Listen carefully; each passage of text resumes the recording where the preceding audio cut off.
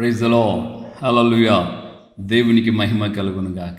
క్రీస్తు యేసునందు నా ప్రియమైన దేవుని బిడ్డలని మీ అందరికీ ఉదయకాలపు శుభములు. మన కర్మేల్ రివైవల్ మినిస్ట్రీస్ తరపున ప్రియమైన సహోదరి సహోదరుడా, చిన్నలారా పెద్దలారా ఎలా ఉన్నారు? మీ అందరి యొక్క క్షేమం కోసం మా అనుదిన ప్రార్థనలో మేము దేవుని సన్నిధిలో ప్రార్థిస్తున్నాం. నిశ్చయముగా కృపాబాహుళ్యము మీ ఎడల చాపబడును గాక. ఆమేన్. హల్లెలూయా. సో దేవుడు నిశ్చయముగా నీకు ఆయన సహాయకుడై నిన్ను ఆదరిస్తాడు, నిన్ను ఆదుకుంటాడు, నీకు ధైర్యపరుస్తాడు. సో సంతోషముగా, ధైర్యముగా, విశ్వాసంతో ఆయన మీద అనుకొని ప్రార్థన పూర్వకంగా ఆయన సన్నిధిలో ఆయనతో నడువు. ఖచ్చితంగా నీ యొక్క జీవితంలో ప్రతిదీ కూడా ఆశీర్వాదకరంగా ప్రభు మారుస్తాడు. ఆమేన్. హల్లెలూయా.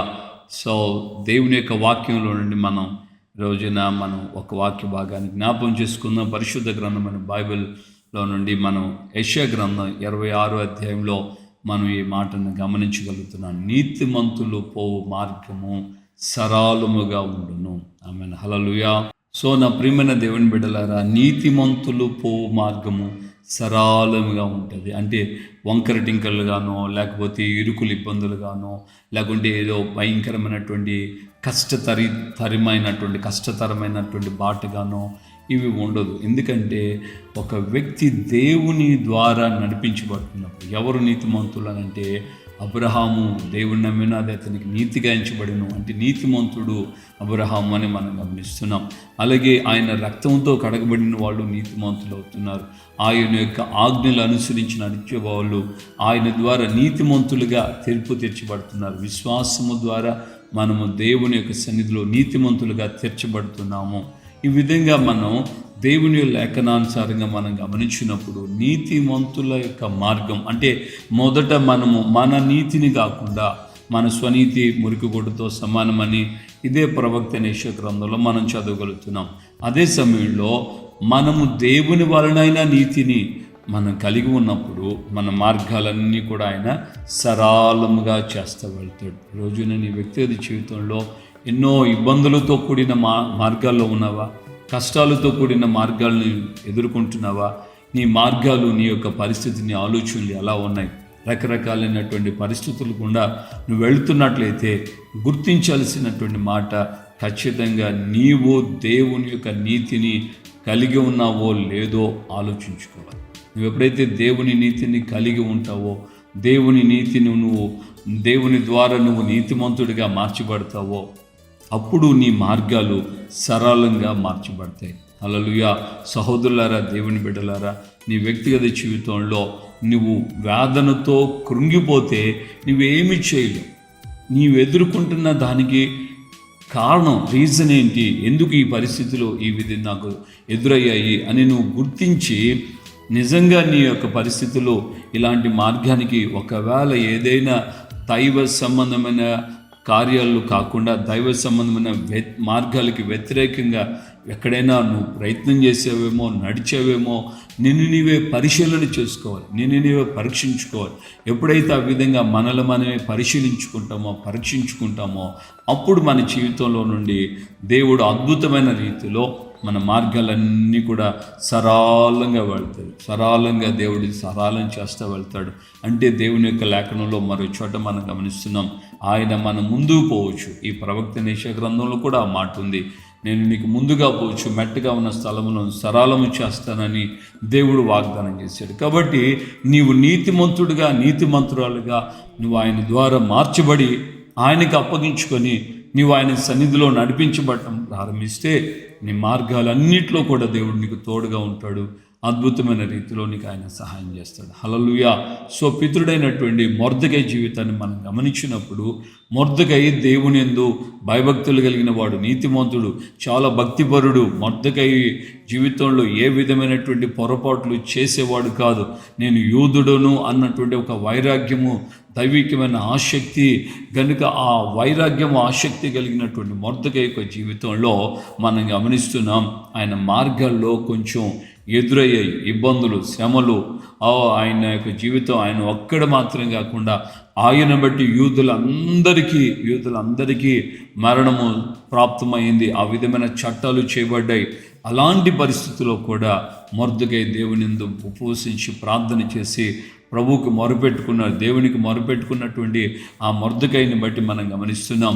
దేవుని యొక్క సన్నిధిలో తను తాను ఆ నీతి కలిగిన మార్గాల్లో దేవుని మీద విశ్వాసంతో మొర్దెకై పాపరహితుడైన జీవితాన్ని జీవించినటువంటి ఆ కారణాన్ని బట్టి, అలాగే ఒకవైపున ఎస్తేరు యొక్క త్యాగము, ఉపవాసాలు, రాజును ఎదుర్కొని వెళ్ళి విన్నవించుకోవటం, ఈ మొర్దెకై షూషాను కోటలో ఉన్నటువంటి యూదులందరినీ పోగు చేసి ఉపవాసాలు ఉండి 3 రోజుల అన్నపానాలు మానేసి దేవునికి మొరపెట్టడం, ఇవన్నీ గమనించినప్పుడు మొర్దెకై జీవితం ఒక్కడు మాత్రమే కాపాడబడటం కాదు, యావత్తు యూదులందరూ కూడా 127 సంస్థానాలలో ఉన్న యూదులందరూ కూడా కాపాడబడేటట్లుగా కార్యమైంది. దేవునికి మహిమ కలుగును గాక. నీతిమంతులు పోవు మార్గం సరళమైనది. సో మన మార్గాలకు కొన్ని సమస్యలు ఎదురైనప్పుడు, కొన్ని ఇబ్బందులు ఎదురైనప్పుడు ప్రభు మనకు ముందుగా వెళ్తాడు. ఆయన వెళుతూ మనకు సరళం చేసేటట్లుగా, మనకు వ్యతిరేకంగా ఉన్నటువంటి, నేను నీకు ముందుగా పోవచ్చు మెట్టగా ఉన్నటువంటి ఆ స్థలములన్నింటినీ సరళం చేస్తానని దేవుడు చెప్పి, ఆ విధంగా మొర్దెకైతో పాటు యూదులందరికీ, ఎస్తేరుకి, చుట్టూ ఉన్నటువంటి ఆ దేశాల్లో ఉన్నటువంటి యూదులందరికీ కూడా దేవుని యొక్క లేఖనం తేటగా చెప్తుంది. మొర్దెకైని బట్టి యూదులందరూ షూషాను కోట చాలా సంతోషించింది. ఒకప్పుడు వేడి నిమిత్తమై మనందరికీ చావు అని అనుకున్న యూదులకి మొర్దెకైని బట్టి యూదులందరూ కూడా సంతోషించడం ప్రారంభించారు. కారణం ఏంటంటే మొర్దెకైతో పాటు ఉన్న యూదులు, ఎస్తేరు, ఆమె పనికత్తులు, వీళ్ళందరూ కూడా ఉపవసించి దేవుని సన్నిధిలో తమను తాము తగ్గించుకొని దేవునికి ప్రార్థన చేసినందువలన ప్రభు వారిని కరుణించి కృప చూపిస్తూ మెట్టగా ఉన్న స్థలములన్నింటినీ సరళం చేస్తాడు. ఎవడైతే మెట్టగా నిలబడ్డాడో ఆ యొక్క హామానును, ఆయన ఇంటి వారిని, వాళ్ళు కలిగిన సమస్తాన్ని, యూదుల యొక్క శత్రులందరినీ దేవుడు నిర్మూలపరిచి యూదులకి, మొర్దెకైకి, ఎస్తేరుకి దేవుడు క్షేమాన్ని కలుగు చేశాడు. అదే దేవుడిని మనం కలిగి ఉన్నాం. సహోదరి సహోదరులారా, మరి మన జీవితంలో మనం కూడా దేవునికి అప్పగించుకొని ప్రార్థన పూర్వకంగా, ఒకవేళ దేవుని సన్నిధిలో మనం ఏదైనా పొరపాట్లు చేస్తుంటే క్షమాపణ పొందుదాం.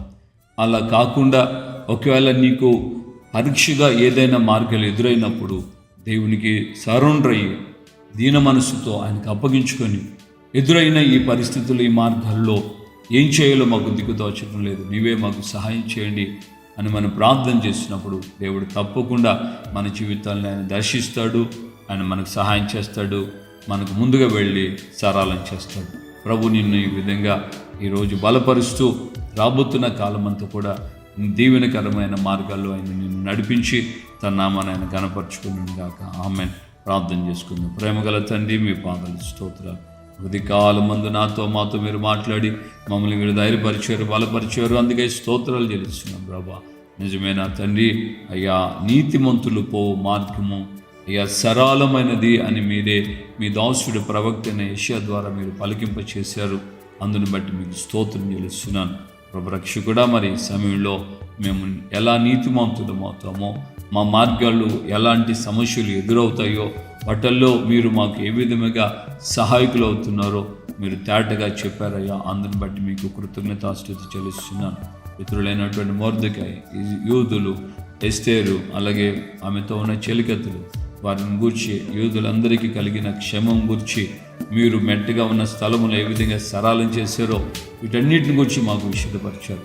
ఈ మాటలు నన్ను విడలైన మేమందరము రాబోతున్న దినాలలో ఈ విధంగా అయ్యా మేము ఎదుర్కొంటున్న ప్రతి మార్గానికి మమ్మల్ని మేము పరిశీలించుకుంటూ మీకు అప్పగించుకొని మీ ద్వారా కలిగేటువంటి ఆ యొక్క సరళమైన మార్గాలను మేము అనుభవిస్తూ మీరు ఆఖరికి రాజ్యాన్ని సిద్ధపడి సహాయం చేయండి. ఘనత, మహిమ, ప్రభావాలు మీరు మాత్రమే పొందమని యేసు నామములో ప్రార్థన చేసి పొందినాము తండ్రి. ఆమేన్. ప్రభువైన యేసుక్రీస్తు కృపయు తండ్రి అయిన దేవుని ప్రేమ, పరిశుద్ధాత్మిక అన్యోన్య సహవాసం, సమాధానం ఇప్పుడు ఎల్లప్పుడూ సకల పరిశుద్ధులకి మనకున్న ప్రభు రాకడ పర్యంతం కృపతోడే ఉండి నడిపించును గాక. ఆమేన్. ఆమేన్. హల్లెలూయా. ప్రభువుకి వందనాలు. నిశ్చయముగా దేవుడు మనల్ని ఆ విధంగా మనకు ముందుగా ఆయన వెళ్తూ మన మార్గాలను ఆయన సరళం చేస్తాడు. నీతిమంతులుగా మనం వెళ్ళే మార్గం సరళంగా హల్లెలూయా. ప్రభుని నా గురించి చేపట్టుకుని నడిపించును గాక. అలాగే ఈ మాటలు నువ్వు అనేకులకు షేర్ చేయి, అనేకులకు షేర్ చేసి వారు కూడా దేవుని వాక్యాన్ని విని మీకు ఉన్నటువంటి వాట్సాప్ గ్రూపులలో కానీ లేకపోతే ఫేస్బుక్ గ్రూపులలో కానీ వాటన్నిటిలో పోస్ట్ చేయండి. దేవుడి వింటూ ప్రభు యొక్క రాజ్యానికి వారు సిద్ధపడతారు. కృప మనకు